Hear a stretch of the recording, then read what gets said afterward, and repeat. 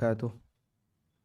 Waalaikumsalam. Alhamdulillahi rabbil alamin. Wassalatu wassalamu ala ashrafil mursalin.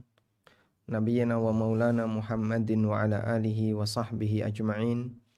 Wa ashhadu an la ilaha illallah wahdahu la syarikalah. Wa ashhadu anna Muhammadan abduhu wa rasuluh sallallahu alaihi wa ala alihi wa sahbihi wa man tabi'ahum bi ihsanin ila yaumiddin. Alhamdulillah, puji syukur kita haturkan kehadirat Allah Subhanahu wa taala di kesempatan siang hari ini bersama Majelis Ta'lim Qalbun Salim. Kembali kita bisa belajar bareng dan insyaallah di kesempatan kali ini sesuai dengan tema yang disampaikan dalam pengumuman, kita akan membahas tentang zikir yang sesuai dengan Al-Qur'an dan Sunnah. Tentu saja zikir yang sesuai dengan Al-Qur'an dan Sunnah itu banyak sekali, baik berkaitan dengan zikir ibadah tertentu seperti zikir sholat, zikir ketika puasa, zikir ketika kegiatan ibadah haji dan umroh, dan zikir-zikir yang lainnya. Termasuk juga zikir-zikir harian. Oleh karena itu di kesempatan ini kita tidak menyampaikan tentang zikir yang demikian banyak itu, namun kita akan lebih memberikan beberapa kaidah yang penting untuk diperhatikan berkaitan dengan masalah zikir, agar apa yang kita baca dalam zikir itu sesuai dengan Al-Quran dan Sunnah. Sebagaimana yang kita pahami bahwa di antara keutamaan zikir banyak sekali. Ibnu Qayyim rahimahullah dalam kitab Al-Wabilus Sayyib wa Rafi'ul Kalimit Thayyib menyebutkan ada ratusan keutamaan bagi orang yang rajin berzikir. Dan di antara ayat yang menyebutkan keutamaan itu, Allah Subhanahu wa taala berfirman, "Fadhkuruni adzkurkum." Perbanyaklah untuk berzikir kepadaku. Adzkurkum, niscaya aku akan mengingat kalian. Sebagian ulama mengatakan, andaikan tidak ada keutamaan zikir kecuali ayat ini, siapa yang ingat Allah, maka Allah akan berikan balasan dengan Allah akan mengingatnya. Lakafathum, itu sungguh sudah cukup bagi mereka. Karena siapa yang tidak ingin namanya disebut oleh Allah, siapa yang tidak ingin dia disebut oleh Allah Subhanahu wa taala. Contoh sederhana, ketika nama kita disebut seorang pejabat. Jangankan seorang pejabat, kadang nama kita tercantum dalam sebuah situs berita. Disebutkan oleh seorang wartawan yang dia bukan pejabat. Itu saja kadang kita sudah merasa bangga, nama saya nongol di berita. Nama saya ada di berita, ada di beranda misalnya. Atau kemudian nama kita disebut sebagai orang yang berprestasi oleh seorang pejabat, bupati, gubernur, bahkan presiden misalnya. Kita akan merasa sangat bangga. Itu makhluk disebut oleh makhluk. Bagaimana ketika yang menyebut adalah seorang Khalik? Ketika yang menyebut adalah Zat Allah Azza wa Jalla Khalik. Sang Khalik yang menyebut. Tentu saja sebagai makhluk yang beriman kita akan sangat bangga dan sangat senang. Suatu ketika Nabi SAW sedang duduk bersama sahabat Ubay bin Ka'ab. Dan Ubay ini termasuk salah satu di antara sahabat yang menjadi referensi dalam belajar Quran. Nabi SAW menyebutkan ada beberapa sahabat yang jadi referensi dalam belajar Quran seperti Abdullah bin Mas'ud, termasuk juga Ubay bin Ka'ab, kemudian Mu'adz bin Jabal, dan Salim Maula Abi Hudzaifah.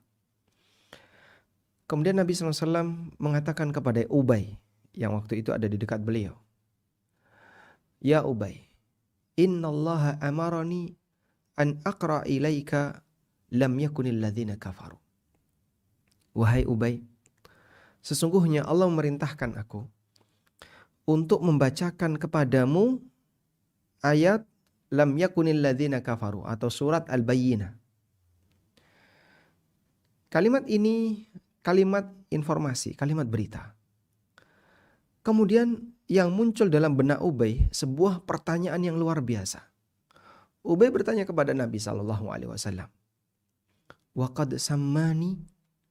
Apakah Allah menyebut namaku? Jawab Nabi SAW, "Na'am, iya." Fabaka Ubay. Maka Ubay menangis. Beliau menangis bukan karena Allah perintahkan Nabinya SAW untuk membacakan surat Al-Bayyinah, lam yakunil ladzina kafaru. Ubay hafal surat Al-Bayyinah. Dan Nabi SAW diperintahkan untuk membacakan surat Al-Bayyinah di hadapan Ubay. Tapi yang menjadi hal yang istimewa bagi Ubay adalah ketika namanya disebut oleh Allah. Maka saat Nabi SAW mengatakan, Innallaha amarani an aqra ilaika lam yakunil ladzina kafaru. Allah perintahkan aku untuk membacakan kepadamu surat Al-Bayyinah. Ubay balik tanya, wa qad sammani, apakah Allah menyebut namaku? Kemudian Nabi SAW mengatakan, na'am. Iya. Fabaka Ubay. Ubay pun menangis. Masya Allah. Demikianlah hamba yang beriman. Dia merasa sangat bahagia ketika tahu namanya disebut oleh Allah Subhanahu wa taala. Apa yang bisa Anda bayangkan ketika nama kita disebut oleh Allah? Nah, salah satu di antara cara agar nama kita disebut oleh Allah Subhanahu wa taala adalah perbanyak berzikir. Sebagaimana janji Allah dalam Al-Qur'an, "Fadhkuruni adzkurkum." Perbanyaklah kalian berzikir kepadaku, memujiku. Adzkurkum, niscaya aku akan mengingat kalian. Selanjutnya, zikrullah dalam Al-Quran itu ada dua makna.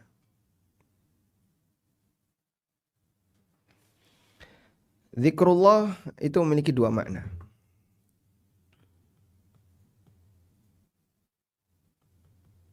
Zikrullah kalau kita tulis pakai bahasa Arab kan bentuknya kayak gini ya.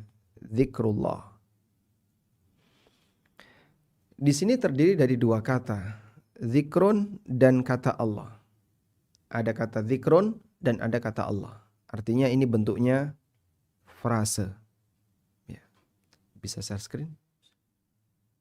Nah, ini bentuknya adalah sebuah frase. Dan frase itu kalau dalam bahasa Arab terdiri dari dua kata. Kata yang pertama disebut dengan mudhaf. Kata yang kedua disebut dengan mudhaf ilai. Kalau dalam bahasa kita kan ada DM, MD. Diterangkan, menerangkan, atau menerangkan, diterangkan. Nah, dalam bahasa Arab, frase dalam bahasa Arab disebut jumlah idhofah. Di situ ada mudhaf dan mudhaf ilai. Posisi mudhaf ilai ini ada dua kemungkinan. Bisa sebagai subjek, bisa sebagai objek. Posisi mudhaf ilai bisa sebagai subjek, bisa sebagai objek. Maka dalam ungkapan zikrullah, di sini mudhaf ilaihnya adalah kata Allah. Kata Allah ini sebagai mudhaf ilai, yaitu kata yang kedua, yang dia bisa berfungsi sebagai subjek, bisa juga berfungsi sebagai objek. Kalau kata Allah ini kita maknai sebagai subjek, kata Allah dimaknai sebagai subjek, maka makna zikrullah artinya adalah zikrun minallah, peringatan yang Allah turunkan. Makna zikrullah di situ adalah peringatan yang Allah turunkan. Jika zikrullah ini dipahami sebagai objek, maka zikrullah kita pahami sebagai objek, maka maknanya adalah kalimat thayyibah yang isinya pujian untuk Allah. Seperti misalnya kita memuji Allah dengan alhamdulillah, subhanallah, Allahu akbar, Allahus samad. Kemudian Allahur Rahman, Allahur Rahim, Allahul Quddus, dan seterusnya. Ada banyak sekali nama-nama Asmaul Husna, nama-nama yang baik yang Allah miliki. Demikianlah bentuk zikrullah jika Allah di situ dipahami sebagai objek. Baik. Oleh karena itu, apabila kita maknai zikrullah sebagai peringatan yang Allah turunkan, maka majelis ilmu disebut juga dengan majelis zikrullah. Sehingga majelis ilmu ini sama dengan majelis zikrullah. Kenapa majelis ilmu disebut sebagai majelis zikrullah? Karena di sana peringatan Allah dibahas. Karena di sana dibahas peringatan Allah. Sehingga kalau di majelis itu Al-Quran dibahas, hadis dibahas, ada penjelasan tentang dalil-dalil, itu peringatan Allah. Pembahasan halal haram, batasan mana halal mana haram, ini boleh ini tidak boleh, itu adalah peringatan dari Allah. Membahas tentang masalah bagaimana cara ibadah yang benar, itu juga peringatan dari Allah. Karena peringatan dari Allah mencakup semua syariat. Karena itu Anda bisa lihat Jumatan itu disebut dengan zikrullah.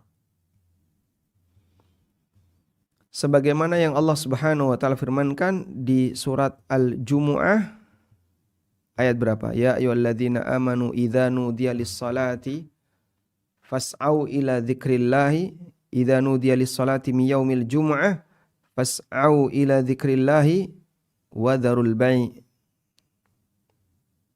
Wahai orang-orang yang beriman, apabila sudah ada panggilan untuk sholat di hari Jumat, fas'au ila dzikrillah, maka bersegeralah menuju zikrullah. Menuju zikrullah di situ maksudnya adalah menuju Jumatan. Ayat yang 9 ya. Surat Al-Jumu'ah ayat 9. Jumatan itu disebut zikrullah dalam Al-Quran. Padahal kita tahu isi Jumatan itu apa? Baca Yasin, baca tahlil, baca surat Al-Kahfi, atau baca surat Al-Mulk, atau baca apa? Tidak, Pak. Apa isinya ketika Jumatan? Seorang khatib berkhutbah, menyampaikan teks khutbahnya, isi khutbahnya, para makmum mendengarkan. Dalam khutbah itu harus ada ayat Al-Quran, ada perintah untuk takwa, ajakan untuk takwa, ada sholawat untuk Nabi SAW, ada syahadat, dan ada isi khutbah berupa perintah dan larangan. Nggak ada khatib ketika Jumatan ngajak gojek, itu nggak ada. Walaupun dia celelean ketika ceramah, tapi ketika Jumatan nggak mungkin dia ngajak gojek. Menyampaikan kalimat lucu, kemudian sampai membuat jamaah grrr. Dalam sejarah kita nggak nemu yang kayak gitu. Betul-betul murni zikrullah. Sehingga seperti suasana sakral ketika orang itu mendengarkan tausiah tanpa ada jeda gojekan, nyantai, itu nggak ada. Apalagi khatib kemudian di depannya ada kopi terus nyeruput dulu, nggak ada. Apalagi dikasih degan gitu ya, seperti layaknya pengajian. Maka demikianlah majelis zikrullah yang sejatinya. Itulah Jumatan yang dinamakan oleh Allah Subhanahu wa taala sebagai majelis zikrullah. Sehingga di sini kita bisa lihat Jumatan itulah majelis ilmu dan Allah sebut sebagai majelis zikrullah. Kemudian makna zikrullah yang kedua adalah zikrullah yang bentuknya membaca kalimat thayyibah. Seperti membaca subhanallah, alhamdulillah, dan seterusnya. Tayyib. Selanjutnya, inti dari zikrullah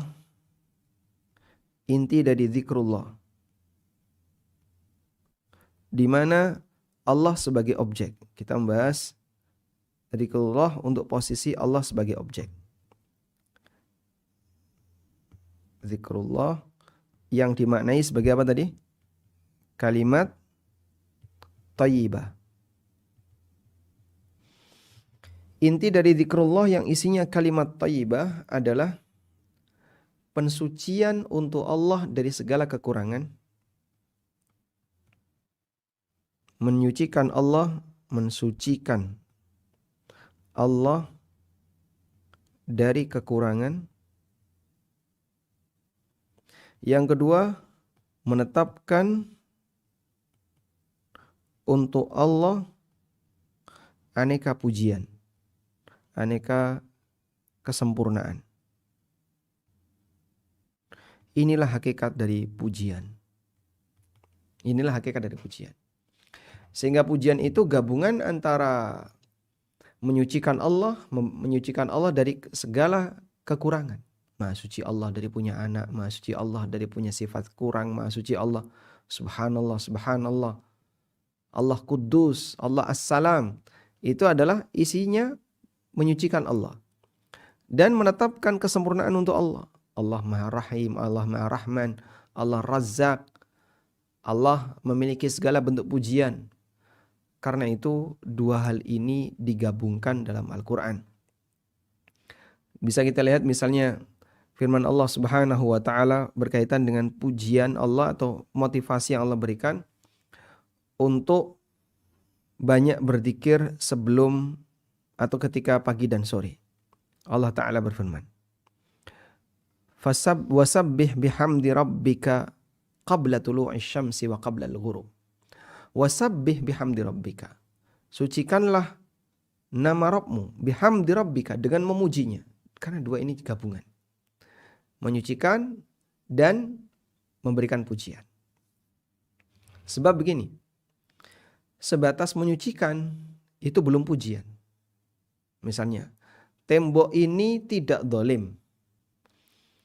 Tembok ini tidak dolim. Tembok ini tidak kasar. Tembok ini tidak apalagi. Tembok ini tidak jahat. Misalnya. Itu apakah pujian? Ya belum tentu. Bukan, Pak. Ya memang yang namanya tembok ya tidak jahat. Tembok bisa apa? Maka kalau ada orang dikatakan, kamu ini nggak goblok. Itu artinya apa? Pujian atau bukan? Kamu ini nggak bodoh. Itu pujian atau bukan? Bukan. Loh kenapa, Pak? Ya belum tentu itu. Kamu tidak bodoh, tapi belum tentu pintar.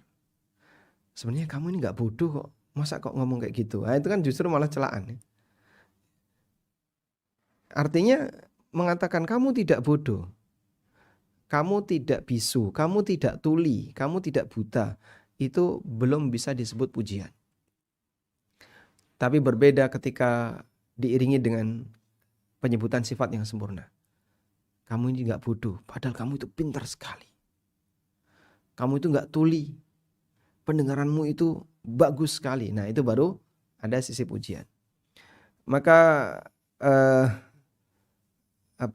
pasangan ini tasbih dengan tahmid itu sering Allah sebutkan dalam Al-Quran. Misalnya di sini Allah menceritakan tentang para malaikat. Wa nahnu nusabbihu bihamdika wa nuqaddisu lak. Di situ ada kalimat wa nahnu nusabbihu bihamdika. Kami menyucikan engkau bihamdika dan memujimu ya Allah. Wa nuqaddisu lak, dan menyucikan dirimu. Ini bagaimana zikirnya malaikat. Allah Subhanahu wa taala juga berfirman, wa yusabbihur ra'du bihamdihi wal malaikatu min khifati. Petir itu menyucikan Allah dengan memujinya, pujian dan penyucian. Ini di surat Ar-Ra'du. Demikian pula Allah Subhanahu wa taala berfirman, fasabbih bihamdi rabbika wa kum minas sajidin wa'bud rabbaka hatta ya'tiyakal yaqin. Ini ada di surat Al-Hijr ayat 98. Perintah untuk bertasbih dan memuji Allah. Di ayat yang lain, fasbir ala ma yaquluna wasabbih bihamdi rabbika qabla tulu'i syamsi wa qabla ghurubiha. Ada di surat Thaha. Di ayat yang lain Allah Ta'ala berfirman di surat As-Sajdah, innama yu'minu bi ayatina alladhina idza dzukkiru biha kharru sujjadan wa sabbahu bihamdi rabbihim. Orang yang beriman terhadap ayat-ayat kami adalah orang yang ketika disebutkan ayat-ayat itu kharru sujjadan, mereka tersungkur bersujud, wa sabbahu bihamdi rabbihim, dan menyucikan Allah serta memujinya. Dan masih banyak ayat yang lain, dan yang paling mudah untuk kita ingat adalah firman Allah di surat An-Nasr, fasabbih bihamdi rabbika wastaghfir innahu kana tawwaba. Sucikanlah nama Rabbmu dengan memujinya, wastaghfir, dan mintalah ampun kepadanya, innahu kana tawwaba. Sehingga gabungan ini Itulah hakikat dari pujian, inti dari zikrullah. Oleh karena itu, begini ya, semata menyebut Allah, tanpa diiringi pujian, maka bukan pujian.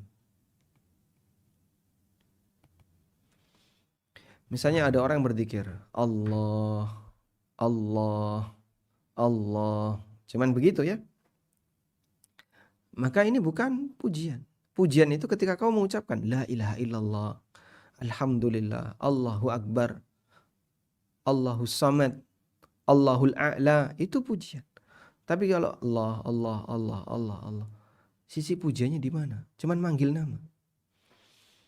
Coba di sini ada nama siapa yang boleh saya panggil? Misalnya, ya, ada orang namanya Pak Ijo. Sebut nama Pak Ijo 100 kali. Pak Ijo, Pak Ijo, Pak Ijo, Pak Ijo, Pak Ijo. Apakah itu pujian untuk Pak Ijo? Dia kok nyebut nama saya, Pak Ijo, Pak Ijo, Pak Ijo 10 kali. Enggak ada sisi kelebihan, tidak ada sisi pujian untuk Pak Ijo. Kecuali kalau dilanjutkan ya, Pak Ijo pinter, Pak Ijo pinter. Nah itu baru. Meskipun untuk manusia, pujian untuk manusia tidak menambah kebaikan baginya. Andaikan orang mengatakan Pak Ijo ganteng misalnya, Pak Ijo ganteng, Pak Ijo ganteng, apakah gantengnya tambah? Enggak Pak, itu hoax. Nama hoax. Sehingga orang tidak akan memberikan pengaruh bagi dirinya ketika pujian itu diulang untuk manusia. Baik. Sehingga sebatas menyebut nama Allah, Allah, Allah, sisi pujiannya di mana? Ada orang namanya Cepi, Cepi disebut berkali-kali. Sebut nama Cepi 100 kali. Apa efeknya? Kecuali misalnya ngasih dukungan. Nah, kalau ngasih dukungan panggil nama. Memuji Allah itu bukan mendukung Allah. La haula wala quwata illa billah. Subhanallah. Tapi memuji Allah adalah menetapkan sifat-sifat kebaikan untuk Allah. Oleh karena itu zikir Allah, Allah, bahkan orang sufi kan zikirnya sampai hu. Hingga ketika kau tidak sempat mengucapkan Allah, maka ucapkanlah hu. Itu apa? Hu itu kalau ada kucing, hu itu lari dia. Gesah kucing namanya. Gesah burung. Apa gesah itu bahasa Indonesianya apa? Ngusir ya. Gertak burung atau hus. Itu bukan pujian. Di sisi mana bentuk pujiannya? Pahamilah bahwasanya pujian itu ketika ada dua unsur ini. Mensucikan Allah dan menetapkan kesempurnaan untuk Allah Ta'ala. Tayyib. Selanjutnya. Ada sedikit catatan yang mau saya sampaikan berkaitan dengan masalah fikih zikir dari Al-Quran dan Sunnah. Yang tadi kita sampaikan di awal tidak ada di sini. Mungkin Anda bisa catat sendiri, kita tambahkan ini. Berkaitan dengan masalah zikir. Saya bandingkan dulu 3 hal ini. Doa, zikir, dan tilawatul Quran. Bagaimana perbedaannya? Semua ini adalah kalimat thayyibah, hanya saja batasannya berbeda. Untuk tilawatul Quran ini batasannya paling ketat. Maka wanita haid nggak boleh membaca Quran menurut pendapat jumhur ulama. Apalagi orang junub nggak boleh baca Quran. Nah, dan baca Quran harus ada kaidah tajwid. Idza ja'aka nasrullahi wal fath. Ada mat, dibaca mat. Ketika bukan mat, tidak boleh dimat, tidak boleh dipanjangkan. Itulah bacaan Quran. Min waraihim. Bagaimana nun mati ketemu waw. Ada kaidah-kaidah tajwid yang perlu diperhatikan. Yang itu tidak berlaku untuk zikir. Sehingga Anda baca zikir misalnya. La ilaha illallah. La, itu kan alif, lam alif ketemu dengan hamzah. alif ketemu hamzah, mad jaiz munfasil, maka boleh dibaca sampai 6 harokat. La, kayak baca waladdallin misalnya. Nggak berlaku untuk zikir. Itu untuk baca Quran. Maka untuk baca Quran aturannya paling ketat. Baik. Selanjutnya untuk zikir lebih longgar. Maka zikir tidak seketat baca Quran. Orang junub boleh nggak zikir, Pak? Boleh. Dalam kondisi orang itu tidak sedang hadas atau sedang hadas besar, dia boleh zikir. Maka wanita haid zikir pagi petang.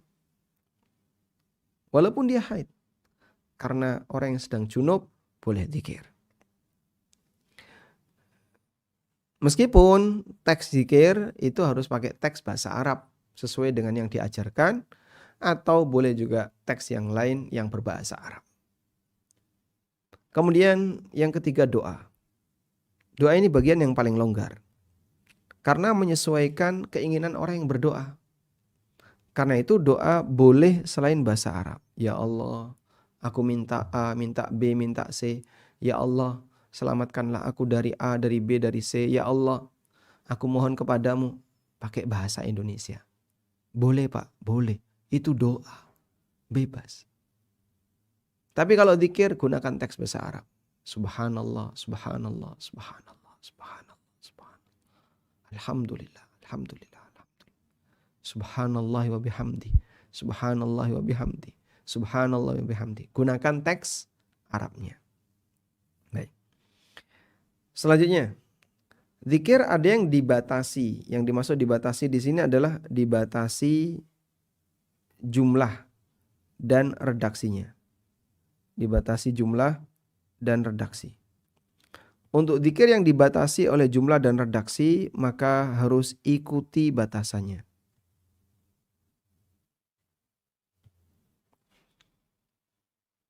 Dan ada juga zikir yang diberi kelonggaran. Ini contoh zikir yang dibatasi. Ada keterangan yang disampaikan oleh Thauban radhiyallahu anhu, dan beliau ini adalah mantan budaknya Nabi SAW. Karena Rasulullah SAW idzan sarafa min salatihi istaghfara thalathan. Nabi SAW kalau selesai salat beliau istighfar 3 kali. Astaghfirullah, astaghfirullah, astaghfirullah. Thumma qala, kemudian beliau membaca Allahumma antas salam wa minkas salam tabarakta ya dzal jalali wal ikram.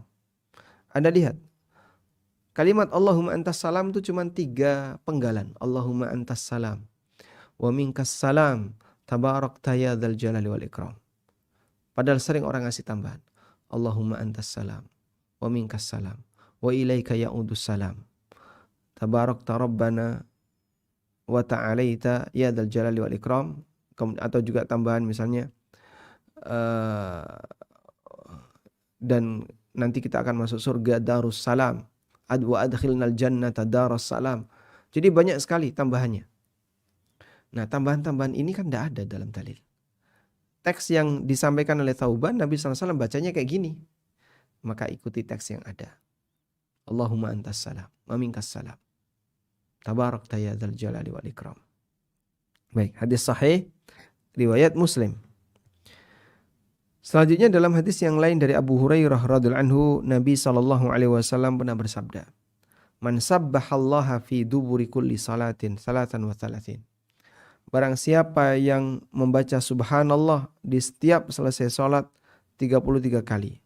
Tahmid 33 kali, takbir 33 kali. Lalu dia tutup dengan fatil katis'atun wa tis'un, itu 99. Lalu dia tutup dengan mengucapkan yang ke-100, la ilaha illallah wahdahu la syarikalah. Diucapkan sekali jadi genap jadi 100. Maka ghufirat khatayahu, diampuni dosa-dosanya. Wa in kana mithla zabatil bahri, meskipun sebanyak buih di lautan.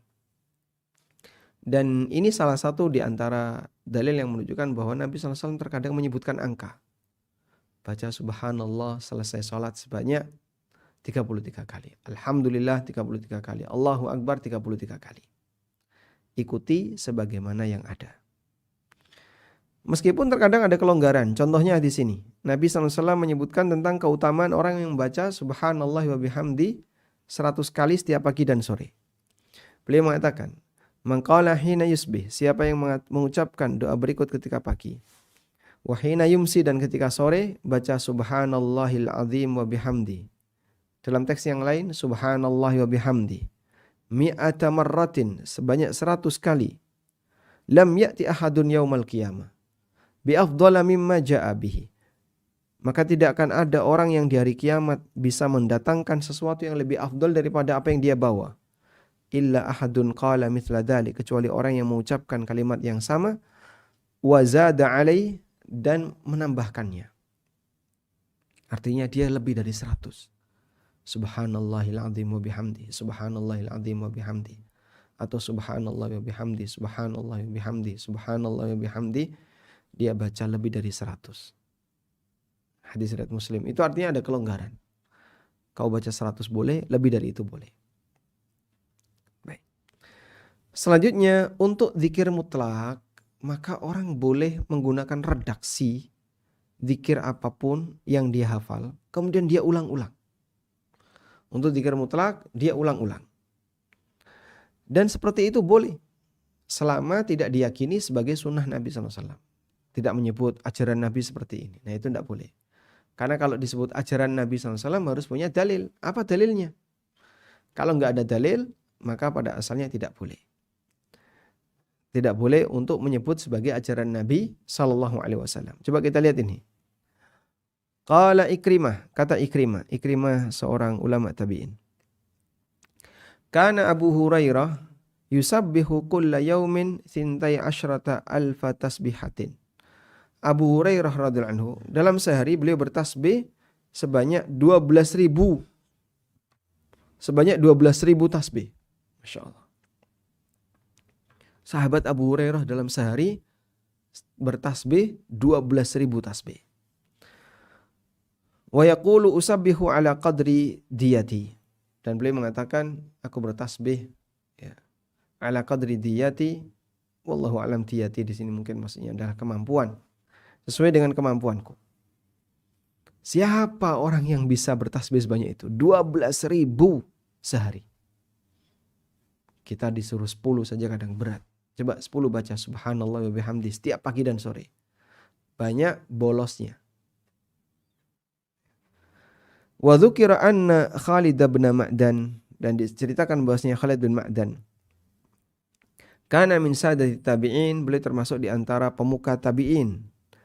Beliau mengatakan atau dinyatakan kana yusabbihu fil yaumi arba'ina alfa tasbihatin.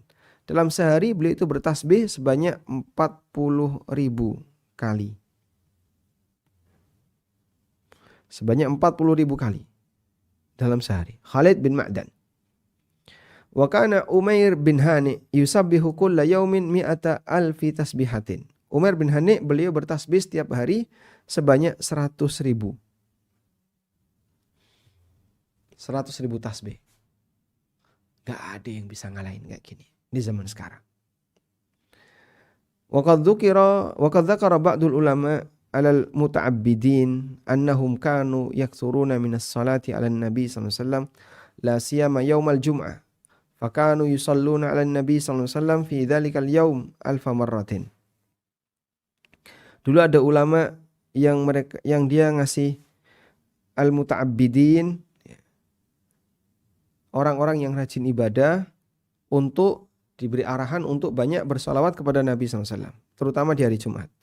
Maka mereka mempraktikkan itu dengan bersalawat sehari sebanyak 1.000 kali. Masya Allah. Itu contoh bagaimana zikir orang di masa silam. Mereka ketika zikir diulang-ulang, dan mereka masing-masing punya wadzifah, ya, punya amal rutin harian. Selanjutnya, untuk teks zikir yang telah diajarkan, maka jangan diubah. Ikuti saja teks yang ada. Dari Samurah radhiyallahu anhu, Nabi SAW pernah bersabda, "Idza haddatstuka haditsan fala tazidanna 'alayya." Apabila aku sudah menyampaikan hadis kepadamu, maka jangan ditambah. Hadis itu jangan ditambah. Sampaikan apa adanya. Karena itu, kalau ada pertanyaan, Pak, kita kalau baca sholawat Allahumma salli ala sayyidina Muhammad wa ala ali sayyidina Muhammad, Kama shallaita ala sayyidina Ibrahim wa ala ali sayyidina Ibrahim, itu boleh enggak, Pak? Kalau seperti itu, bersolawat dengan nambah kayak gitu, jika dilakukan di dalam sholatnya enggak boleh. Sholat orang ini bisa batal. Kenapa? Karena sholat itu redaksinya jangan diubah. Nah, ini contoh kisah Al-Bara' bin Azib yang sempat mengubah redaksi doa. Nabi SAW pernah mengajarkan kepada beliau lafaz zikir sebelum tidur. Nabi SAW mengatakan, idza akhadta majja'aka, kalau kamu mau tidur, fatawadda wudu'aka lis-shalah, lakukanlah wudu seperti wudu mau salat. Tsumma taji' ala shikkikal aiman, kemudian miring ke kanan. Tsumma qul, lalu baca kalimat berikut. Allahumma inni aslamtu nafsi ilaika, wajjahtu wajhi ilaika, wa fawwadtu amri ilaika, wa alja'tu dhahri ilaika, raghbatan wa rahbatan ilaika, la malja'a wa la manja minka illa ilaika. Amantu bi kitabika alladhi anzalta, lihat ini, wa bi nabiyyika alladhi arsalta. Lalu Nabi SAW mengatakan, waj'alhunna min akhiri kalamika, jadikan ini sebagai kalimat terakhir dirimu. Fa'in mutta min lailatika, jika kau mati di malam itu, mutta wa anta 'alal fitrah, maka kau mati di atas fitrah. Insyaallah. Artinya dijamin mati muslim dengan membaca sayyidul istighfar, dengan membaca kalimat ini sebelum tidur. Allahumma inni aslamtu ilaika, wajjahtu wajhi ilaika. Allahumma inni aslamtu nafsi ilaika. Ya Allah, aku pasrahkan diriku kepadamu. Wajjahtu wajhi ilaika, dan aku hadapkan wajahmu ke hadapanmu, dan seterusnya. Nah, sekarang coba lihat apa yang dikatakan oleh Al-Bara' bin Azib. Faraddatuhunna, maka aku pun mengulangi doa yang diajarkan Nabi SAW. Nah, saat pada kalimat amantu bi nabiyyika diganti oleh Al-Bara' dengan amantu bi rasulik, aku beriman dengan rasulmu. Maka ditegur oleh Nabi SAW. Qul amantu bi nabiyyika alladhi arsalta. Ucapkan amantu bi nabiyyika, bukan amantu bi rasulika. Dua hal itu berbeda. Aku beriman kepada rasulmu, yang betul aku beriman kepada nabimu. Padahal nabi itu atau rasul lebih tinggi daripada nabi. Nah, Al-Bara' mengganti teks itu. Nabi SAW mengajarkan amantu bi nabiyyika alladhi arsalta. Diganti oleh Al-Bara' amantu bi rasulika alladhi arsalta. Dan Nabi lebih tinggi daripada Rasul. Baik. Dan hadis ini sahih riwayat Bukhari Muslim. Maka kalau zikir itu sudah ada tuntunannya, jangan ditambah-tambahi. Selanjutnya, kehebatan zikir pagi dan sore. Ada banyak perintah dalam Al-Quran yang menyuruh kita untuk banyak berzikir pagi dan sore. Di antaranya surat Ar-Rum ayat 17-18. Fasubhanallahi hina tumsuna wa hina tusbihun. Maha suci Allah ketika sore dan ketika pagi. Allah juga berfirman tentang Nabi Zakaria.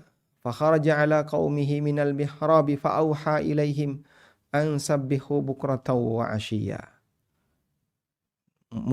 Nabi Zakaria memerintahkan agar mereka bertasbih pagi, wa ashiyan, dan sore. Di ayat yang lain Allah berfirman, wasabbih bihamdi rabbika qabla tulu'i syamsi wa qabla al-ghurub.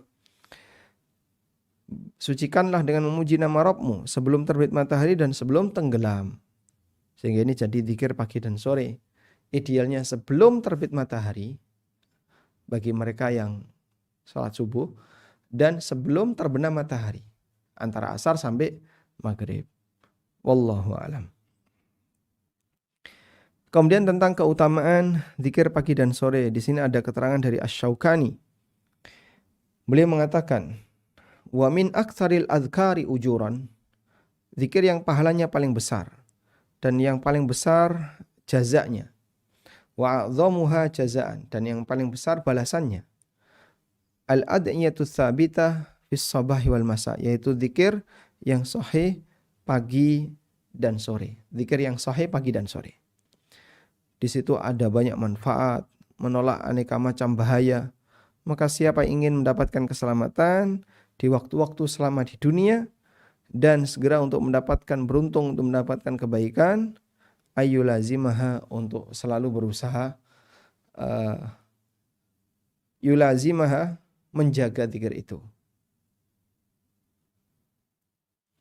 Wa yaf'alaha fi kulli sabahin wa masa dan melakukannya di setiap pagi dan sore. Fa in asura alaihi al-ityan bi jami'iha ata bi ba'din minha. Jika Anda tidak bisa baca semuanya maka baca sebagian.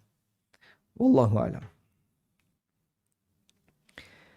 Ibnu Utsaimin mengatakan zikir pagi dan sore itu lebih kuat daripada benteng Ya'juj dan Ma'juj. Liman qalaha bi huduril qalbi, bagi siapa yang membacanya dengan menghadirkan hati. Jadi hatinya nyetrum, ikut fokus dengan apa yang dia baca. Baik. Kemudian kalau kelewat bagaimana? Jika itu sudah menjadi rutin, lalu dijaga, itu hal yang baik. Bagaimana kalau kelewat?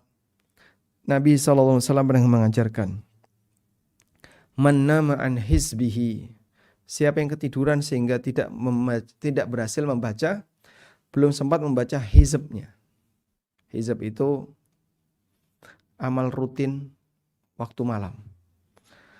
Bisa baca Quran, bisa baca dzikir, bisa baca apa. Yang jelas itu jadi rutinitas beramal sebelum tidur. Au syai'im minha, atau kehilangan sebagian hizbnya. Faqara'ahu fima baina salatil fajri wa salatil zuhri. Lalu dia baca antara salat subuh dan salat duhur. Kutiba lahu ka'annama qara'ahu minal lail. Maka dia seperti membaca di waktu malam. Abu Sulaiman Ad-Darani mengatakan, idza fataka syai'un minat tatawwu, kalau kalian fataka syai'un minat tatawwu, kehilangan atau enggak sempat melakukan amal sunnah, faqdi fa huwa akhra alla ta'uda ila tarkihi, maka silahkan faqdi, maka gantilah qada, fa huwa akhra alla ta'uda ila tarkihi, semoga dia tidak balik lagi untuk melakukan pelanggaran tadi. Semoga tidak balik lagi untuk meninggalkan amalan tadi. Jadi ketinggalan dzikir, langsung dzikir, qada. Ibnu Qayyim mengatakan bagian dari tanda hati yang sehat adalah ketika dia kekurangan sesuatu, wajada li fawatihi alaman, maka dia merasakan sakit ketika dia kehilangan. Min ta'allumil haris bi fawati malihi wa faqtihi. Bahkan lebih a'dham, lebih kuat daripada sebatas orang yang kehilangan hartanya merasa sakit. Wallahu a'lam. Oleh karena itu, Anda rutin zikir pagi sore, terus lanjutkan sampai akhir hayat. Kalau kemudian nggak sempat Pak kemarin Pak, atau kelupaan, ya sudah baca ketika ingat, walaupun sudah malam. Selanjutnya, zikir itu harus diucapkan, tidak boleh dibatin. An-Nawawi rahimahullah mengatakan, i'lam annal adhkar al-masyru'ah, sadarilah bahwasanya zikir yang disyariatkan fi sholati, ketika salat dan yang lainnya, baik wajib maupun sunnah, la yuhsabu syai'un minha, tidak terhitung sebagai zikir, wala yu'taddu bihi, dan tidak dianggap, hatta yatalaffadhu bihi, sampai orang itu mengucapkannya, sampai dia mengucapkannya.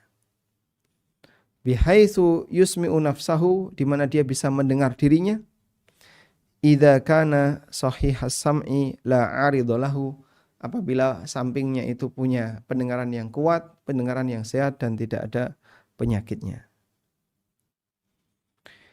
Nah, selanjutnya kalau zikir itu sinkron antara lisan dan hati. Lisan ngomong apa, hati ngomong apa. Itulah idealnya. Nabi SAW mengajarkan, ud'ullaha wa antum muqinuna bil ijabah. Berdoalah kepada Allah dalam posisi kalian yakin. Kalian yakin. Saat doa itu yakin. Jadi nyambung antara lisan dan hati. Kalian yakin untuk dikabulkan. Wa'lamu, sadarilah, annallaha la yastajibu du'aan min qalbin ghafilin lahin. Allah Ta'ala tidak akan mengijabai doa dari hati yang lalai. Sehingga kalau ada orang yang berdoa karena saking rutinnya, Rabbana atina fid dunya hasanah wa fil akhirati hasanah, amin. Itu doa yang sifatnya rutinitas, jadi membuat apa? Hatinya enggak kesentuh dengan apa yang dia ucapkan. Dalam sabda beliau yang lain, beliau mengatakan, siapa yang membaca doa tadi di siang hari dipenuhi dengan keyakinan, famata min yaumihi, kemudian dia mati di hari itu sebelum masuk sore, maka dia masuk surga. Wallahu a'lam. Walhamdulillahirabbil alamin. Mungkin ini yang bisa kita sampaikan sebagai pengantar untuk memahami kaidah umum berkaitan dengan zikir sesuai dengan Al-Qur'an dan Sunnah. Dan berikutnya nanti kita akan kembangkan dalam diskusi terbatas melalui Zoom. Bagi teman-teman yang ingin menyampaikan sesuatu, kami persilahkan. Namun kita break sejenak insyaallah. Wassallallahu ala nabiyyina Muhammadin wa ala alihi wa sahbihi wasallam.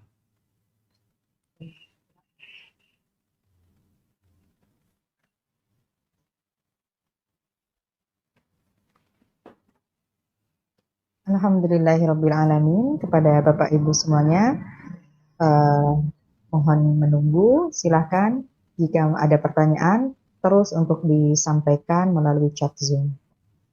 Kita menunggu sejenak untuk break pada hari ini.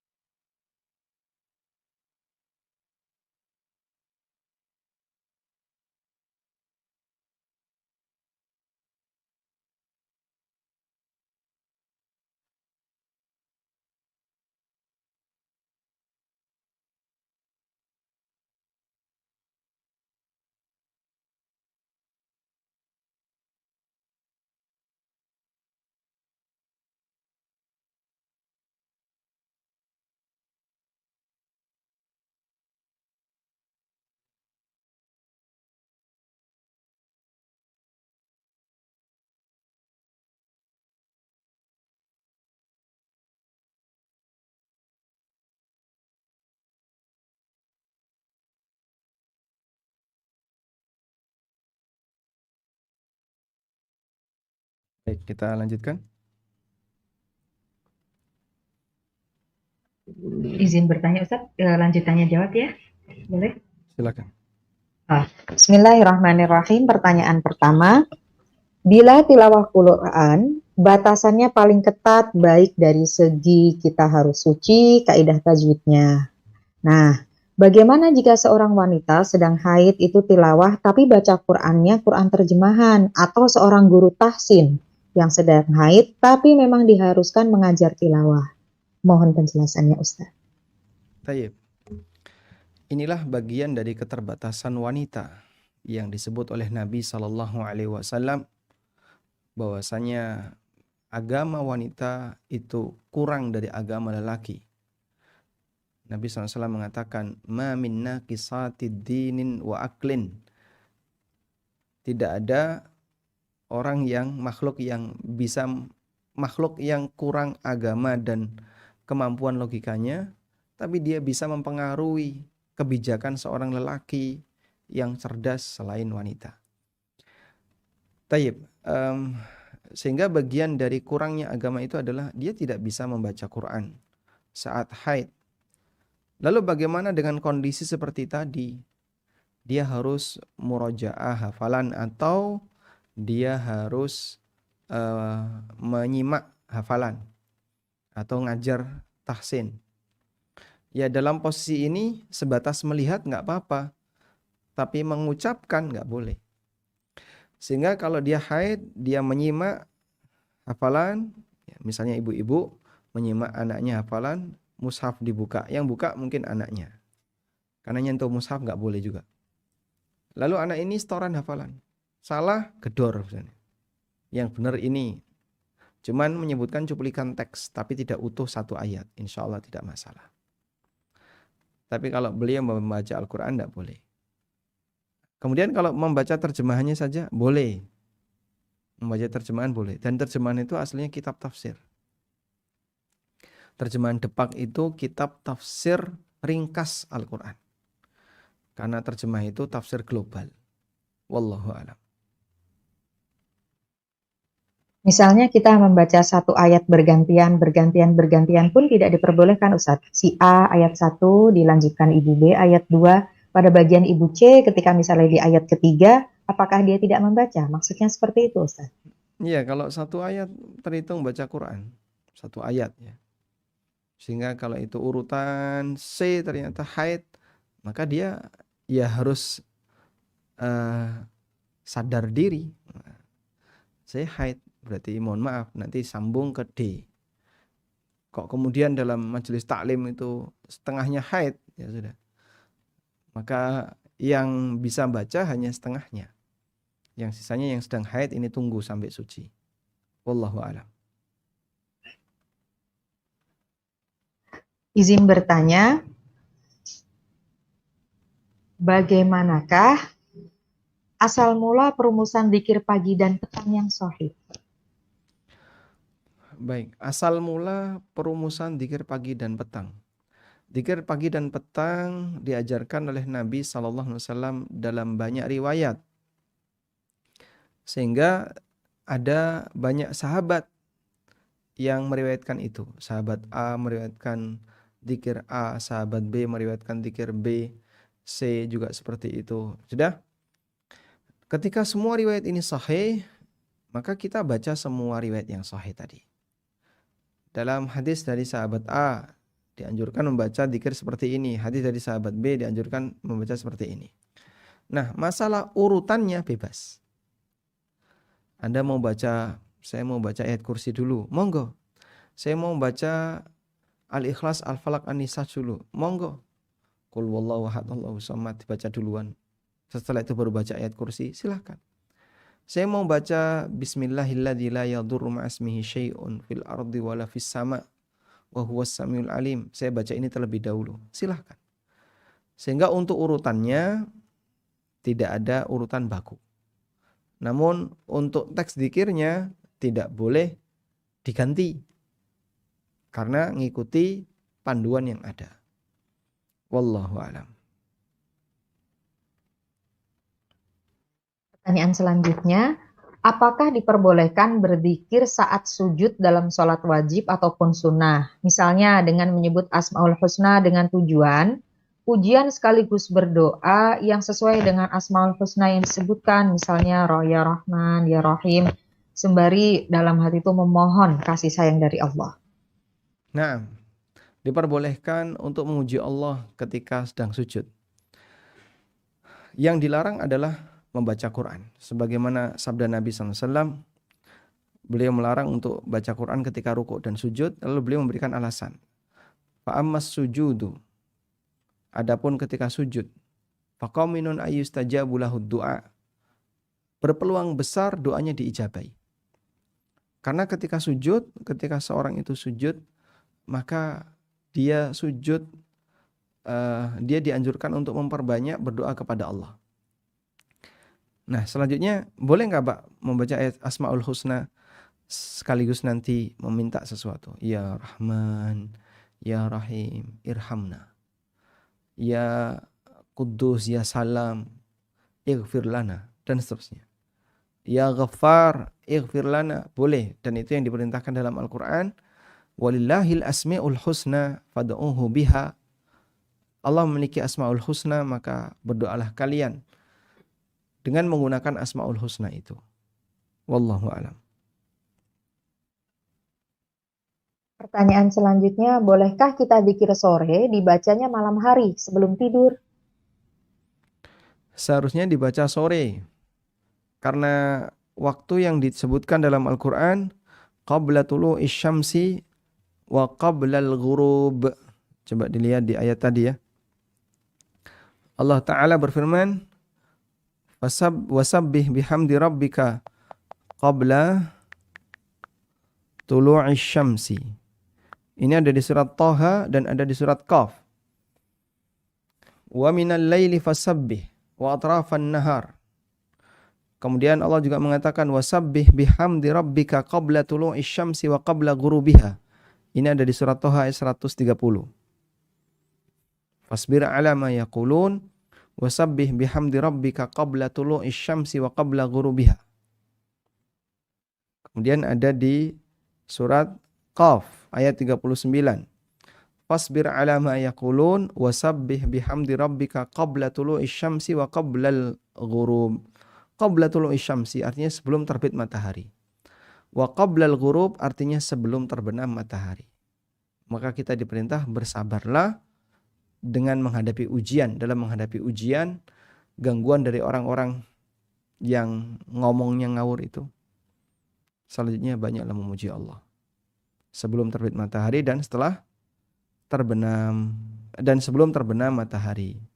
Sebelum terbit dan sebelum terbenam matahari. Nah. Pertanyaan selanjutnya. Tapi kalau misalnya nggak sempat ya. Saya nggak sempat selesai asar sampai maghrib sangat sibuk sekali. Sampai nggak sempat dzikir. Atau kelupaan. Maka yang tadi silahkan dibaca setelah maghrib di malam hari. Sebagai qadha dari dzikir yang tadi belum sempat dibaca di awal atau sebelum asar. Wallahu a'lam. Mohon maaf. Saya terbiasa bila mau tidur membaca surat Al-Mulk. Lalu teman saya ada yang bilang itu bid'ah karena tidak ada hadisnya. Benarkah seperti itu, Ustaz? Termasuk dianjurkan untuk dibaca setiap malam. Sebentar kita bacakan Fadilatus Suratil.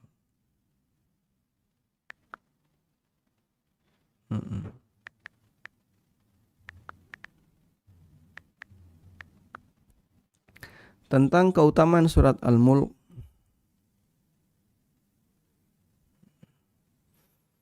Disebutkan dalam beberapa hadis. Misalnya Nabi SAW mengatakan Inna suratan minal Qur'an 30 ayatan syafa'at lirajulin hatta ghufira lahu wa huwa suratul mulk wa hiya suratul mulk suratul tabarak. Hadisnya riwayat Abu Dawud, ada satu surat dalam Al-Qur'an jumlahnya 30 ayat yang akan memberikan syafaat bagi pembacanya sampai dia diampuni, yaitu surat Tabarakalladzi biyadihil mulk. Kemudian Nabi SAW juga menyebutkan dalam hadis yang lain dari Abdullah bin Mas'ud radhiyallahu anhu. Beliau mengatakan, siapa yang membaca surat Al-Mulk setiap malam, maka Allah akan halangi dia dari azab kubur. Nah, mungkin ini dan hadis ini diriwayatkan oleh An-Nasa'i, dinilai hasan oleh Syalbani. Maka yang betul baca surat Al-Mulk setiap malam. Nah, setiap malam itu bisa sebelum tidur atau sesudah tidur, bisa menjelang tidur. Silahkan. Maka disebut ini tidak ada ajarannya, keliru ya, nggak benar. Yang benar boleh dibaca setiap malam, baik menjelang tidur maupun jauh sebelum tidur. Wallahu a'lam. Ustadz, saat belajar baca Al-Quran yang disertai dengan merinci hukum-hukum tajwidnya, tapi tidak penuh satu ayat gitu. Jadi kan ada ayat panjang, tidak penuh satu ayat, jadi hanya diambil sebagiannya. Apakah boleh seperti itu ketika kita dalam keadaan haid? Kalau membaca cuplikan itu boleh ya. Misalnya contoh idhar, lalu dia membaca cuplikan teks idhar. Ya. Man amana misalnya. Itu contoh idhar ya. Nun mati ketemu kha, min khairin. Maka sebatas mengucapkan kalimat ini itu bukan Quran, walaupun itu mencuplik salah satu kata dalam Al-Quran. Wanita haid boleh seperti ini.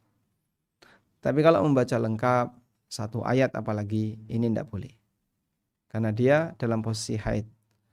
Baik, dan tadi kita sebutkan ini pendapat jumhur ulama, karena ada sebagian ulama yang membolehkan wanita haid membaca Quran. Wallahu a'lam. Izin bertanya, Ustadz, saya terbiasa untuk membaca surat Al-Mulk ketika mengendarai motor. Apakah hal itu diperbolehkan berkenaan Al-Mulk itu saya baca lengkap dengan niat untuk memurojaah hafalan? Kalau murojaah hafalan longgar sekali. Anda mau mengendarai motor, mau mengendarai apalagi supir bis juga boleh mengulang hafalan Quran saat dia sambil mengendarai bis, bebas. Sehingga untuk yang seperti itu nggak ada panduan khusus. Waktu bebas, murojaah bebas. Sehingga Anda mau mempertahankan hafalan surat Al-Mulk sambil mengendarai motor, sambil jalan kaki, silahkan. Wallahu a'lam. Di sini ada yang bertanya, zikir apa saja yang dibaca Nabi setelah sholat wajib dan zikir yang dibaca Nabi pagi dan sore? Mungkin belum tahu Ustaz, mohon Masya maaf. Allah, ini panjang sekali ya. Oh, Gimana enaknya? Karena kan ada banyak sekali zikir yang dibaca Nabi SAW setiap pagi sore, ada banyak. Baca ayat kursi, Al-Ikhlas, Al-Falaq, An-Nas, baca Sayyidul Istighfar, baca apa lagi?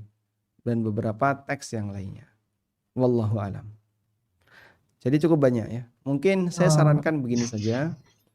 Anda kalau bisa miliki buku yang berjudul Hisnul Muslim.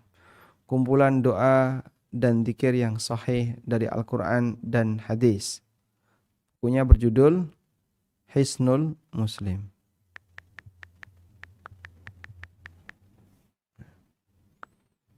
Nah, buku Hisnul Muslim ini termasuk di antara buku yang sangat ma'ruf.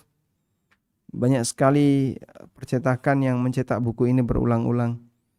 Anda juga bisa pesan ke ANB Store misalnya. Dia ada nggak di ANB?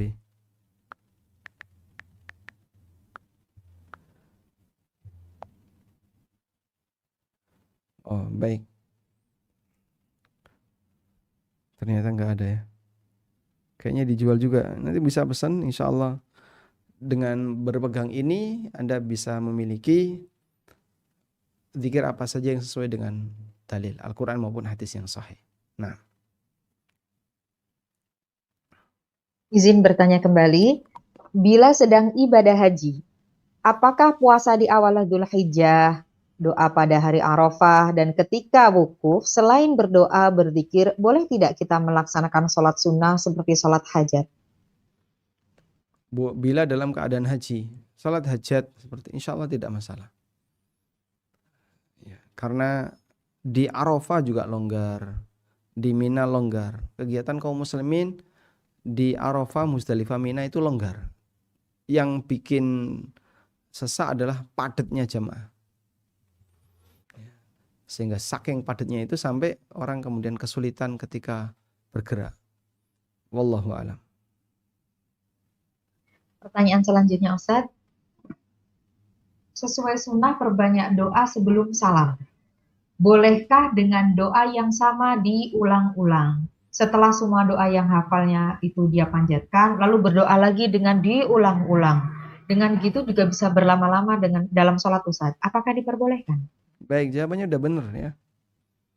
Jadi doa diulang-ulang itu sudah benar. Maka Anda ketika berdoa diulang-ulang. Dan itu yang dimaksud dengan al-ilhah. Merengek-rengek ketika berdoa. Termasuk salah satu yang dianjurkan adalah mengulang-ulang ketika berdoa. Wallahu a'lam. Bolehkah kita berzikir dengan menggunakan tasbih Ustadz? Alat untuk menghitung tasbih. Hukumnya diperbolehkan karena tidak ada larangan untuk menggunakan alat ketika menghitung tasbih. Bisa juga pakai counter yang lebih murah ya.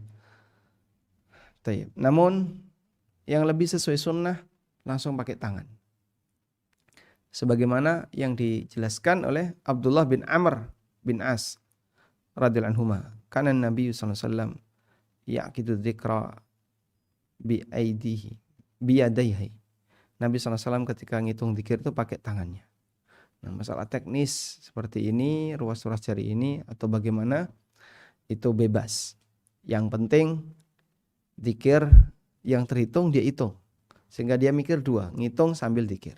Subhanallah, subhanallah, subhanallah, subhanallah, subhanallah, subhanallah, subhanallah, subhanallah, subhanallah. Silahkan. Nah, Ustadz izin bertanya, Bolehkah zikir yang sudah ditentukan jumlah bilangannya, tapi dilebihkan atau kelebihannya karena saat zikir tidak sambil dihitung? Kalau kelebihannya karena tidak dihitung, insya Allah tidak masalah. Tapi kalau sengaja ngelebihkan, ajaran beliau 33 misalnya, terus kamu harus baca 45. Loh kenapa? Ya sudah itu lebih bagus misalnya. Nah kayak gini nggak boleh. Dari mana dia bisa mengatakan 45 lebih bagus daripada angka yang diberikan Nabi SAW? Meskipun dia boleh melebihkan. Wallahu a'lam. Ini ada pertanyaannya kok kurang enak ya, tapi saya jawabkan, maaf. Mau bertanya jika dalam keadaan junub membaca Al-Quran untuk hafalan, apakah boleh? Mau bertanya? Ini jadi bertanya gini, dalam keadaan junub Mm-mm. membaca Al-Quran hafalan, untuk hafalan mungkin untuk murojaah itu apakah diperbolehkan? Atau mesti mandi dulu Ustadz? Mungkin maksudnya seperti itu. Kalau laki atau perempuan junub yang tidak haid ya, dalam posisi tidak haid, maka seharusnya sebelum baca Quran mandi dulu segera. Apapun alasannya. Sehingga saya murojaah, mandi dulu. Kan murojaah bisa ditunda. Sebagaimana kamu sholat. Tapi ini waktunya mepet. Saya belum sholat. Terus saya junub. Pilih mana? Mandi atau sholat? Kalau Anda langsung sholat, ya batal. Karena Anda hadas besar. Sehingga tidak boleh sholat dulu baru mandi. Tapi mandi dulu baru sholat. Wallahu alam. Kalau berdoa dan berlama-lama saat sujud terakhir gitu, misalnya sampai 5 menit juga boleh Ustadz. Jadi waktu mustajab untuk berdoa dalam sholat adalah sujud. Ini bisa di semua sujud. Pertama, tengah, belakang, bebas. Namun kalau orang itu hanya menghususkan sujud terakhir dan dia punya keyakinan inilah yang paling mujarab. Nah ini butuh dalil yang kayak gitu. Kalau nggak ada dalil, kau bisa tahu mujarab dari mana? Oh, nggak ada dalil. Maka yang seperti ini butuh dalil. Sehingga kalau sesekali doa di sujud terakhir diperpanjang silahkan. Namun kalau jadi rutinitas, ya itu dipertanyakan. Kok bisa jadi rutinitas? Begitu. Wallahu a'lam. Ini ada pertanyaan sambungan yang berkenaan dengan ibadah haji tadi. Berarti di Arafah tadi, puasa boleh ya Ustadz? Oh Maksudnya iya, nah. 1, 2, 3, 4, 5, 6, 7, 8, 9 apakah diperbolehkan? Dianjurkan di Arafah tidak puasa bagi jamaah haji. Ketika Arafah tidak puasa. Nabi SAW ketika wukuf di Arafah beliau tidak puasa. Untuk tanggal 1 sampai 8 apakah dianjurkan puasa? Ya dianjurkan puasa. Tapi mohon dicatat selama tidak ganggu kegiatan utama yaitu hajinya. Kalau puasa itu ganggu, memberatkan dia, sebaiknya jangan puasa. Dan Ramadan sampai Idul Adha, sampai Idul Hijjah mungkin kita akan mengalami musim panas terus. Bahkan di Timur Tengah sangat panas. Bahkan sangat panas ya. Maka bagi mereka yang puasa mungkin akan sangat berat karena berbukanya lebih dari jam 7. Sangat lama waktu asar sampai maghribnya. Baik. Apakah doa terbaik ketika wukuf itu Ustadz? Doa terbaik ketika wukuf Nabi SAW membaca la ilaha illallah. Dan kita boleh tambahkan yang lain. Ketika wukuf silakan Anda berdoa sebanyak-banyaknya. Nabi SAW ketika berdoa itu panjang sekali. Dari mulai habis asar sampai maghrib. Panjang beliau berdoa. Kita berdoa baru sebentar lihat jam. Oh baru kok gak komat-komat. Gitu. Doa lagi. Gak komat-komat doa lagi. Nah jadinya doanya kurang serius. Wallahu a'lam. Bolehkah kita berdoa setelah membaca Iyyaka na'budu wa iyyaka nasta'in? Doanya dalam hati gitu Ustadz. Iyyaka na'budu wa iyyaka nasta'in. Doa apa yang dibaca setelah itu? Allahumma a'inni ala dzikrika wa syukrika wa husni ibadatik. Kalau dalam hati insya Allah tidak masalah. Tapi kalau dilisankan ya jelas tidak boleh. Nah. Tayyib, mungkin ada lagi? Silakan Bapak Ibu yang ingin bertanya secara langsung, silakan raise hand. Jika tidak ada, Alhamdulillah daftar pertanyaan insya Allah sudah saya bacakan semuanya. Baik. Kecuali pertanyaan yang mohon maaf ya, kami juga perlu memilih dan memilahnya. Masya Allah. Dan di sini sudah ada informasi tentang Hisnul Muslim ya. Hisnulmuslim.com. Bagi Anda yang ingin mengenal dzikir pagi sore dan dzikir-dzikir yang lainnya, bisa dibuka buku Hisnul Muslim atau di situs hisnulmuslim.com. Demikian yang bisa kita sampaikan. Semoga menjadi kajian yang bermanfaat. Wassallallahu ala nabiyyina Muhammadin wa ala alihi wa sahbihi wasallam. Wa akhiru da'wan anil hamdulillahi rabbil alamin. Wassalamualaikum warahmatullahi wabarakatuh.